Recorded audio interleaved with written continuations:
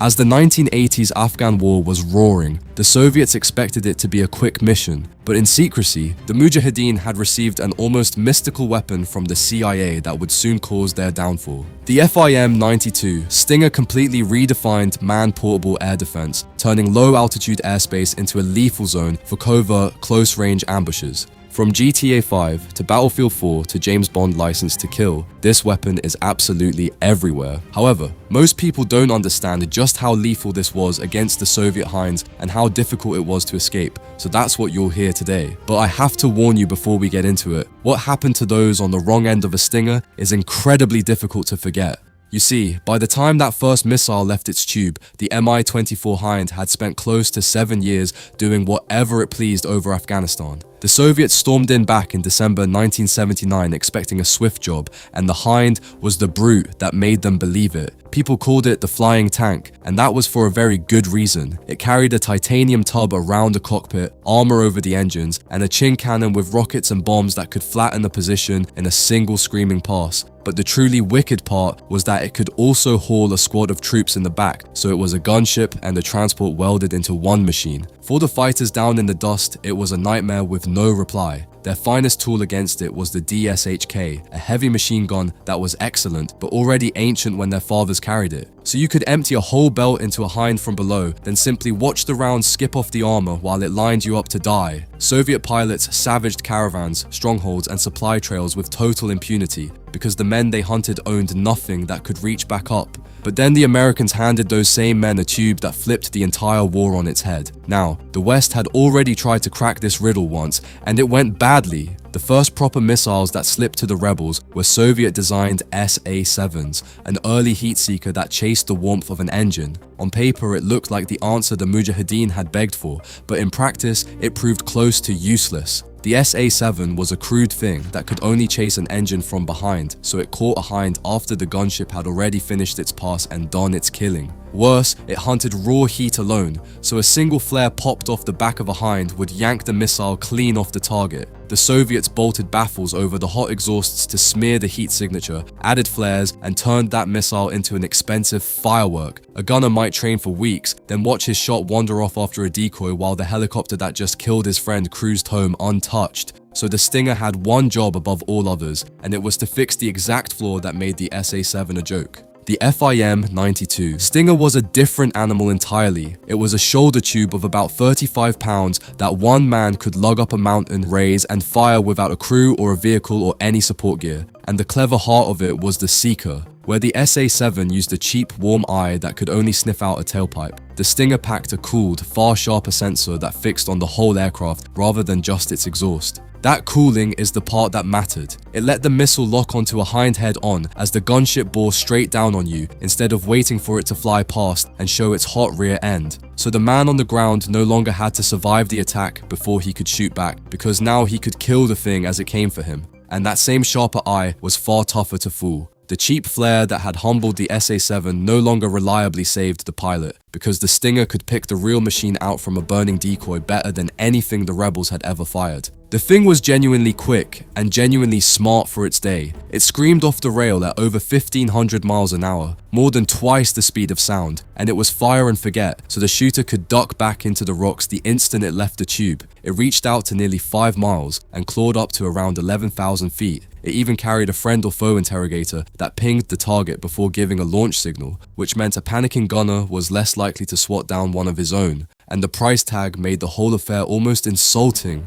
Believe it or not, each shot cost the Americans somewhere near $38,000, spent once to delete a Hind worth millions, and a crew that took years to train. That is one of the most lopsided trades in the history of war. But the real reason the Hind was doomed had nothing to do with the missile's price, and everything to do with how the helicopter had to fight. You see, to actually do its job, a Hind had to come down low, slow, and predictable. It had to hover over a position, line up a strafing run, drop troops, or lift them back out. So the very flight that made the gunship lethal was the exact flight a Stinger team prayed for. There was no clever jink, no flare, no slab of armor that helped once a trained crew had you inside that envelope. The moment one of these locked onto your engines, you were already out of options. Now, none of these missiles reached that hilltop by accident, and the fight to get them there was almost as brutal as the war itself. Behind it sat a secret CIA program called Operation Cyclone, one of the longest and most expensive covert jobs the agency ever ran. The cash, much of it matched dollar for dollar by Saudi Arabia, flowed through Pakistan's spy service, the ISI, which chose who got which weapon. For years it bought rifles, mines, and those hopeless early missiles, enough to bleed the Soviets, nowhere near enough to break them. The man who shoved it from a nuisance into a war winner was a Texas congressman named Charlie Wilson, who used his seats on the right committees to pour staggering sums into the weapon. So why did it take so long to send the one weapon that actually worked? Well,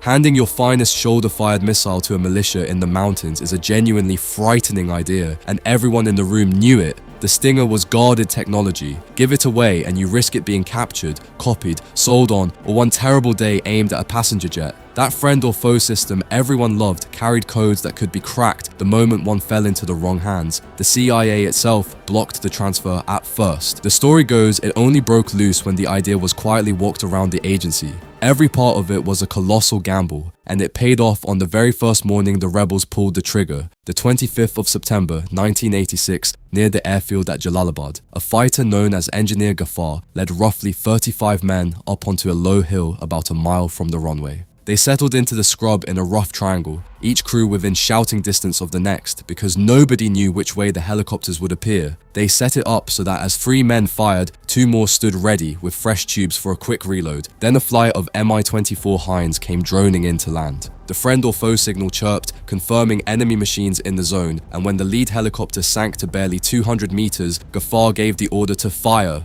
The first missile thudded into the dirt without going off, a dud, right in front of the shooter, but the ones that followed flew true. In a matter of seconds, 3 Mi-24 Hinds were knocked clean out of the sky one after another, and the whole thing was caught on a camera. That footage was flown halfway around the world and placed in front of President Reagan himself. And for the Soviets, this was the quiet moment the entire war tilted. The pilots who had ruled that sky for 7 years were suddenly mortal, and they knew it overnight. Charlie Wilson put it about as bluntly as a man can. He said they never really won a set-piece battle before late September 1986, and they never lost one after it. He kept the first spent launch tube as a trophy on his office wall. But a single ambush does not win a war, so the real question is what those missiles did over the months that followed. Well, the numbers that came out of it are genuinely staggering, though you should hold them at arm's length. By the count in the American Air Defense Artillery Yearbook, drawn largely from CIA tallies, mujahideen gunners claimed roughly 269 kills across about 340 engagements.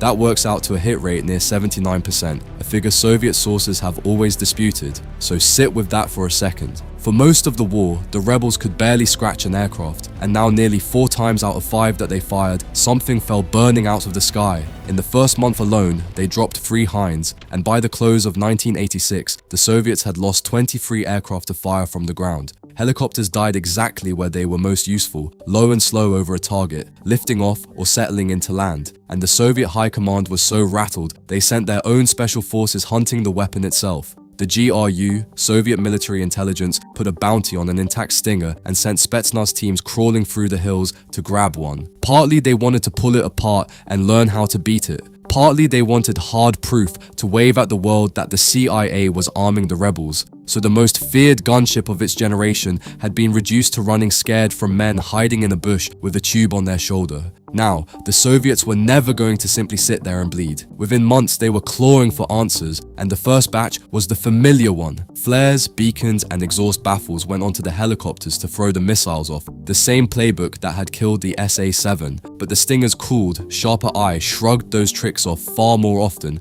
so the real fix turned out to be tactics, and the tactics were grim. Pilots were pushed into night missions, where a gunner on the ground simply could not pick a helicopter out by eye to aim his launcher in the first place. By day, they flew nap of the earth, hugging the dust at treetop height to rob a Stinger team of the seconds it needed to lock and shoot. Bombers simply climbed above the missile's reach and dropped their loads from on high, which dragged their accuracy through the floor. And every one of those answers was really just a confession that the Hind had lost. You see, the entire point of the gunship was to come down into the fight and own it up close. Forcing it to slink about at night, kiss the dirt, or bomb blind from miles up meant the machine could no longer do the job it was built for.